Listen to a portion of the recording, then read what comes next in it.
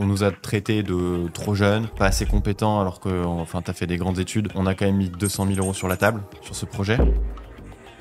Ça a été vraiment un tournant pour moi dans notre façon d'entreprendre. Il y a eu un avant, un après cette affaire des Alouettes. Et on s'est endurci et on était résilients. Et je pense qu'on est devenus des sharks, des vrais requins, sur toute la façon de faire. Et donc là, on se retrouve à faire passer le four en pièces détachées par la fenêtre. Salut, c'est Victor. Bienvenue sur le 3e épisode du podcast Baker Talks. Dans cet épisode, tu vas voir, avec ma petite sœur Cléa, on va te raconter tous les secrets derrière notre boulangerie bio Schkop. On est parti. Et promesse de vente, et ok, et du prêt. Bah ouais, donc ça c'est compliqué. Et on était pendant Covid. Donc là, en fait... avec les PGE.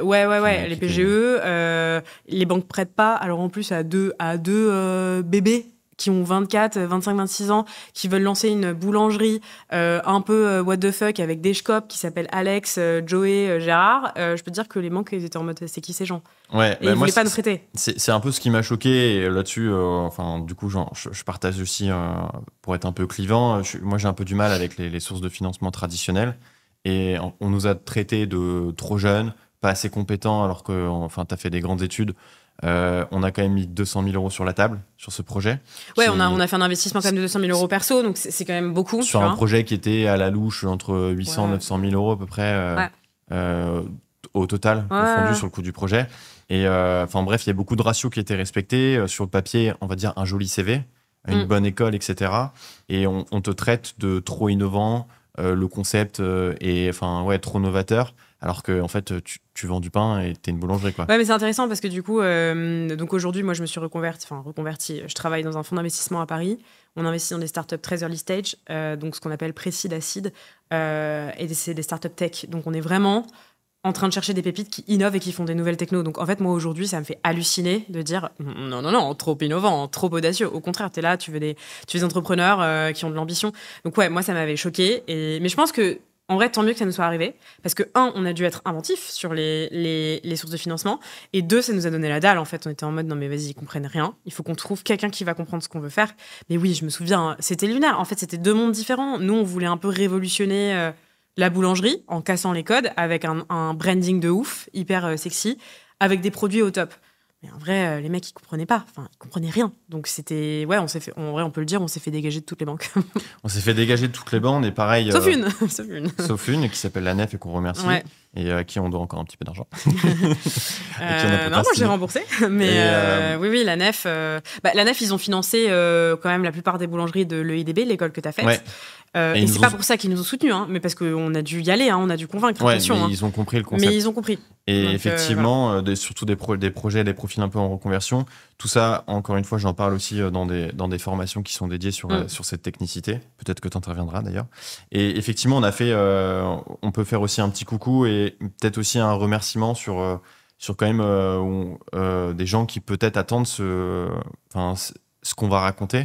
Donc Mimosa, qui est une plateforme de financement participatif, crowdfunding, plutôt sur des projets agricoles ou food. Oui, en tout cas, impact environnemental, je sais pas exactement comment ils ont évolué aujourd'hui, mais c'est clairement ça. Ouais. Et du coup, une amie, Clarisse Jousseau, qui nous avait quand même bien accompagnés sur ce projet.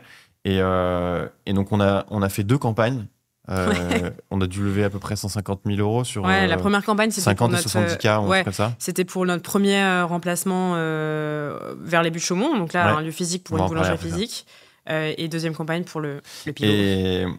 Et donc du coup, spoiler encore, donc on a liquidé la société. Et est-ce que tu pourrais me dire un petit mot quand même sur ce qui s'est passé avec Mimosa et un petit remerciement? En fait, donc Mimosa, donc on a lancé ces cagnottes-là. Et pourquoi aussi on fait ce podcast? Parce que c'est quand même important. L'idée, c'était de garder ce souvenir, partager l'histoire pour ceux qui veulent entreprendre.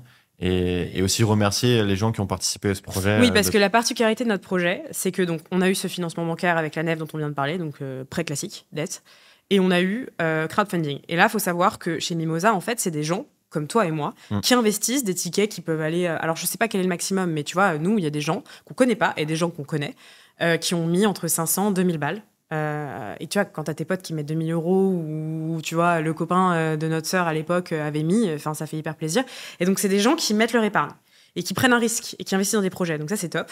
Donc du coup, ce podcast, c'est aussi pour les remercier parce que malheureusement, ce qui s'est passé, c'est que quand on a liquidé la boîte, en fait, dans les contrats de Mimosa, c'est Mimosa qui porte le risque et malheureusement, les gens qui ont investi dans notre projet n'ont pas récupéré leur somme.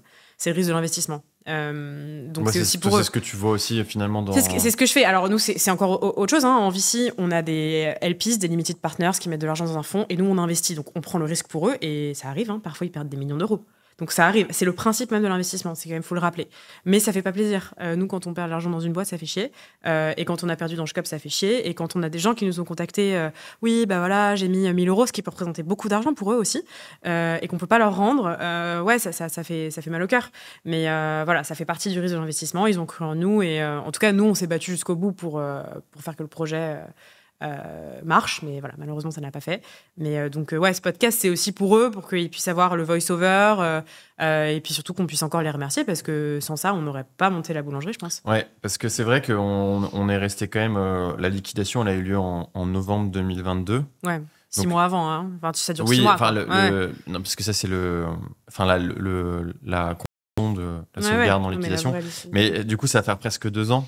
Ouais. Et je pense que du coup, on est prêt à sortir un peu du silence. Et c'est mûr. Et c'est aussi marrant de se raconter ces petites anecdotes.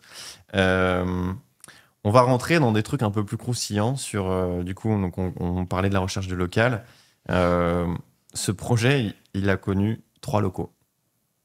Tu en as peut-être oublié un. Ah ouais. Rue de la Pipe... Popincourt. Popincourt. Et en fait, ce qui est marrant, c'est quand même... On a eu des merdes.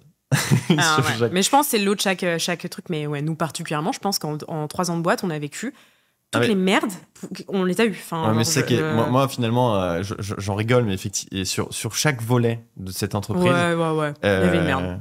Parce qu'on a quand même aussi failli avoir un prud'homme. Oui, c'est vrai. Bon, bref, sur la partie recherche du local, donc on a vu un peu l'approche, etc. Il y a une partie très marrante sur les travaux, mais est-ce que tu peux juste me dire, me faire un petit... ce qui s'est passé en fait sur les 3 locaux, un peu pourquoi Ouais, faut que je creuse pour Popincourt. Ouais, on avait trouvé un local dans le 11e. Alors, Popincourt, je le remets parce que donc, on finance le projet, on pose du coup l'idée, on travaille sur le marketing et on fait un peu ce travail de persona. En gros, nos bobos parisiens, clients, prospects, où est-ce qu'ils sont?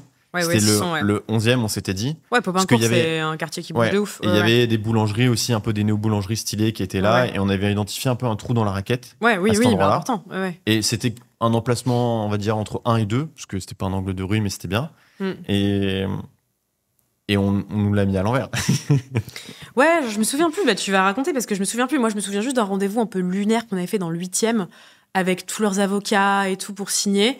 Et en fait, mais tu sais quoi, de toute façon, ce local, il était bien, mais il y avait des galères de travaux, je pense qu'on n'avait pas anticipé. Monstrueuse.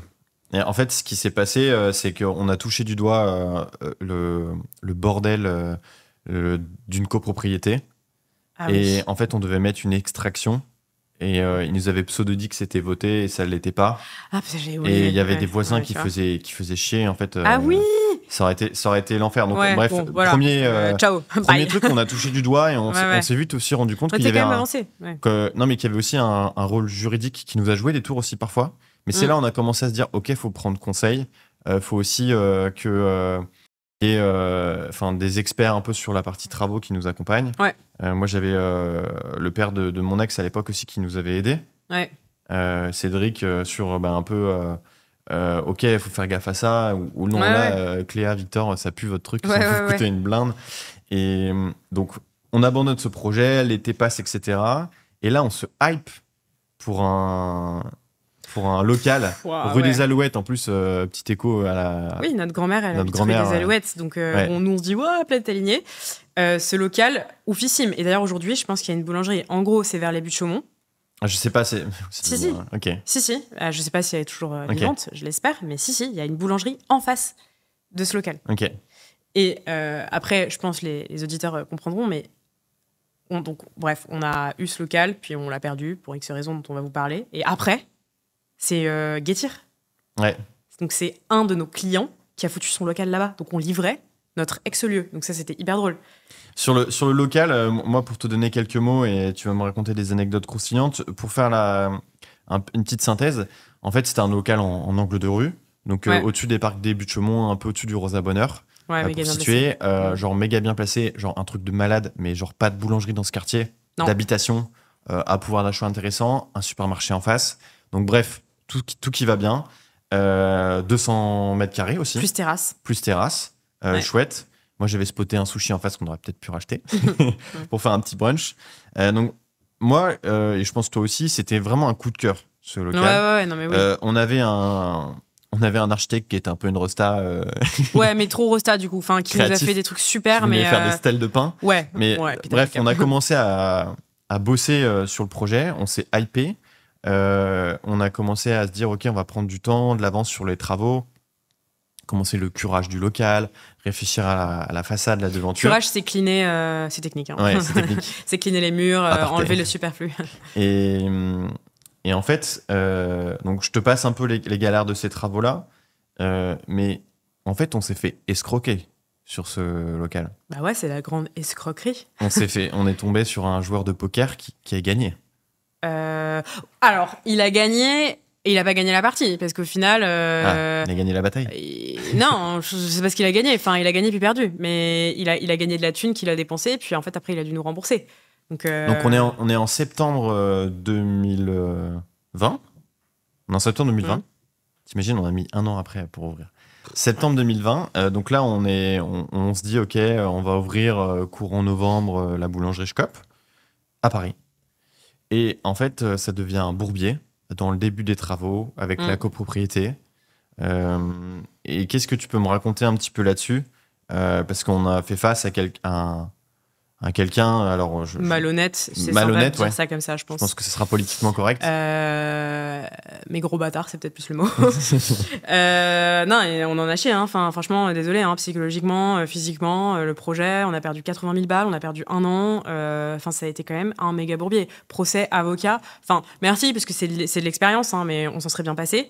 Donc en fait, ce qui se passe, c'est qu'on prend ce local. Ce qu'il faut, c'est que la copro valide certains travaux. Ça, c'est obligatoire. Truc qu'on n'avait pas capté, c'est que c'était une copro de 80 personnes et beaucoup de vieux. Ça compte parce que c'était Covid, donc va faire des assemblées générales en visio avec des vieux, tu vois, c'est compliqué. Enfin, c'est pas contre eux, mais il aurait fallu éduquer ces gens-là et c'était trop compliqué. Donc déjà, on se prend énormément de délais pour faire l'AG. L'AG, c'est le moment où on vote les travaux et il faut qu'on ait une majorité pour que ce soit OK. Donc ça, c'était un peu le problème numéro 1. Problème numéro 2, notre bailleur, déjà coup de poker de négo. En vrai, il était très fort là-dessus, hein. Très très fort. On a appris à négocier. Enfin, je pense qu'après nous, on a été très fort là-dessus, mais grâce à lui, donc merci. Mais lui déjà, truc qui se fait pas. Normalement, si t'es un bailleur un peu sympa, tu fais une franchise de travaux. Ça veut dire que tu sais que tes futurs locataires vont galérer, donc tu leur offres 2-3 mois sans loyer parce qu'ils font du travaux et qu'ils n'opèrent pas d'activité. Bon, ça, en fait, c'est pas arrivé, donc déjà sympa. Et ensuite, il nous a fait on était effectivement, c'était dans les 80 000 euros dont on parle, on était sous promesse de bail. On avait 6 mois pour convertir en bail 369. Ouais. Et les loyers étaient dus dans le contrat. Et on a eu un défaut de conseil juridique. 5 000 balles, un truc comme on ça. a eu un défaut de conseil juridique parce que en fait, ça puait dès le début. On n'aurait pas dû signer, on n'aurait pas dû signer. Et c'était difficile d'en sortir.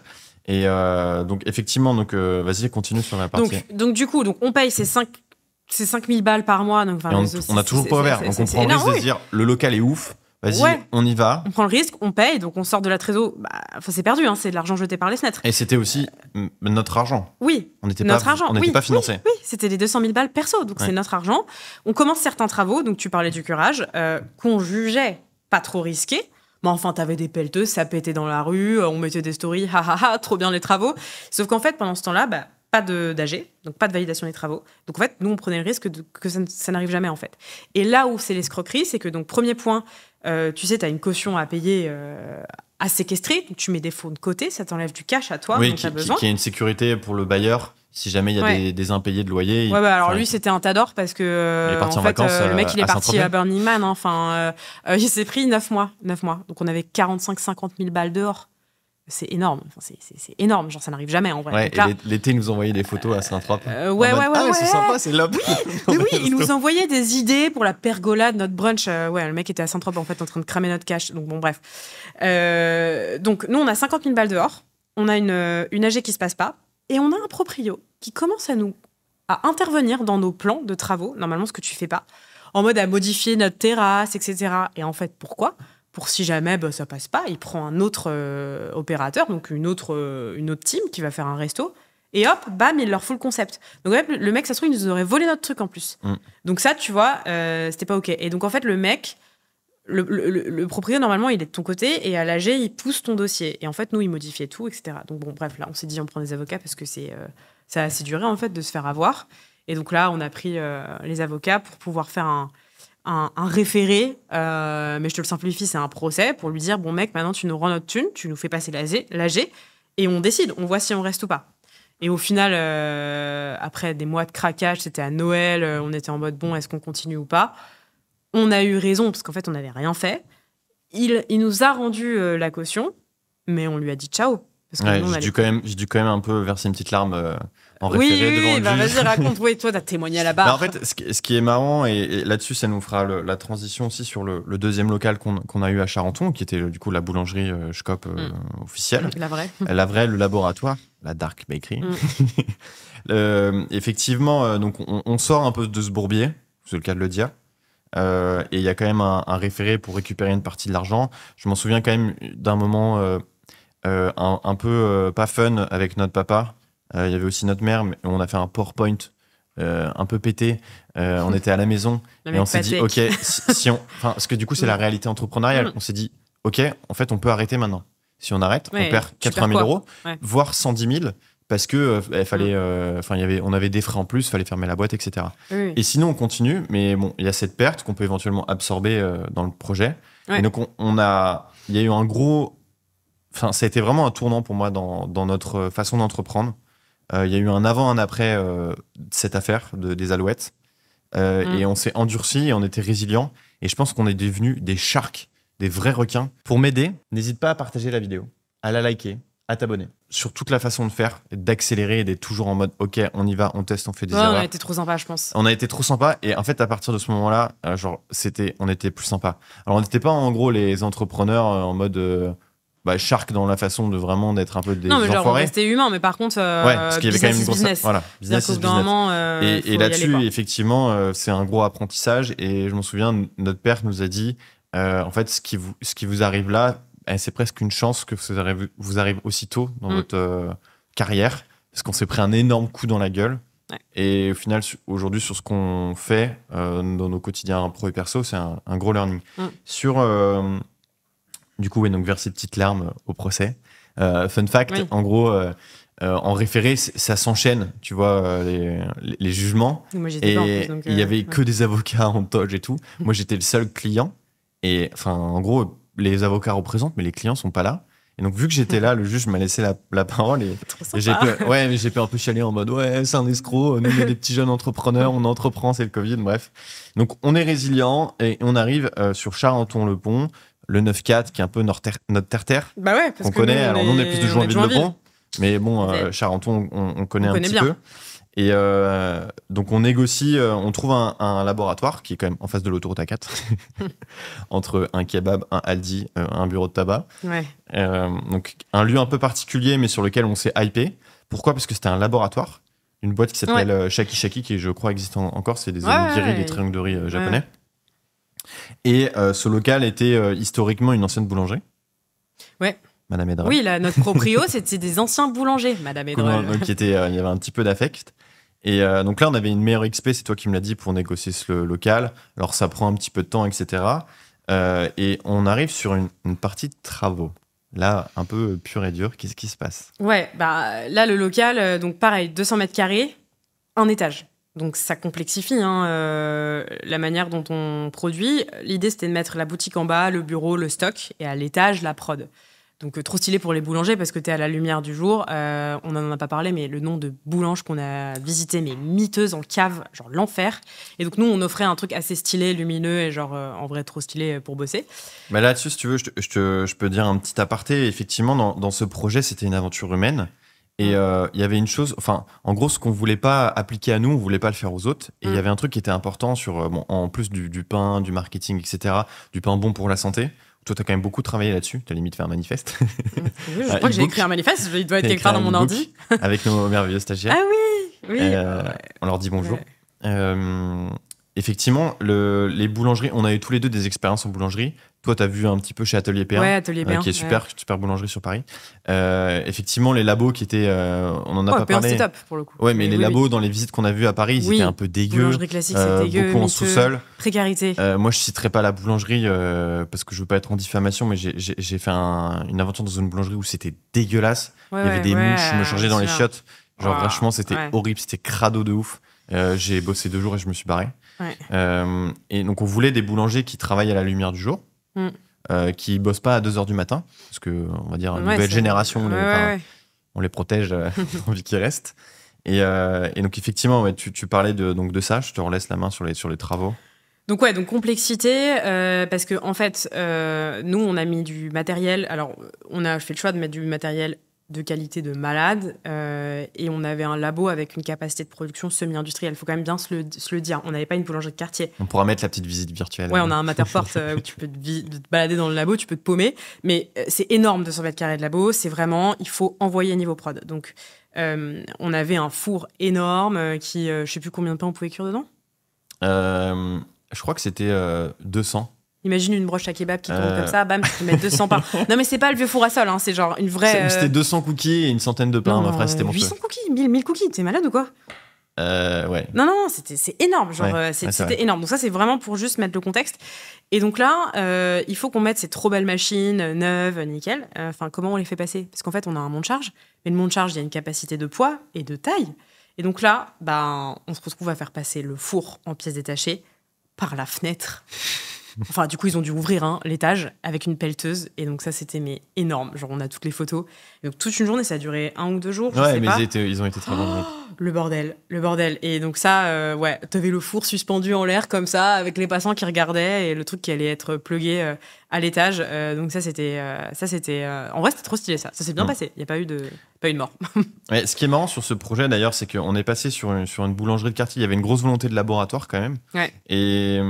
Donc, toi, tu m'as raconté aussi. Donc, tu voulais qu'on parle justement de cette petite anecdote du matériel de qualité qu'on avait, genre l'installation. On a fait une invitation en grande pompe avec la mairie de Charenton. Ouais, l'ouverture.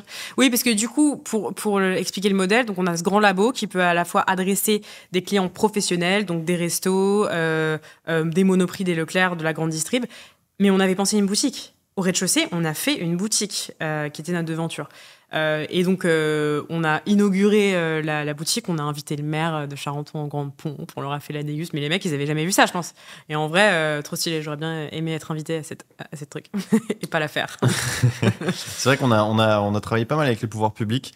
Et toi, ce qui m'a marqué aussi, c'était l'odeur du sucre coco, le chocolat. En fait, tout le stock de départ, quoi. Je reçois un appel sur mon tel, je sais pas, à 19h. Je venais d'arriver à l'hôtel. J'étais en mode, qu'est-ce qu'on va faire ce soir? Appel. Oui, c'est Madame Bip. Je viens récupérer mon pain, mais je comprends pas, votre boulangerie est ouverte. Alors je suis rentrée, il y avait quelqu'un. Mais bon, voilà, juste pour vous dire que votre boulangerie est ouverte, quoi, et que n'importe qui peut rentrer. Donc là, je me dis, c'est une blague, c'est une énorme blague. Tu peux voir le prochain épisode qui va apparaître sur cet écran.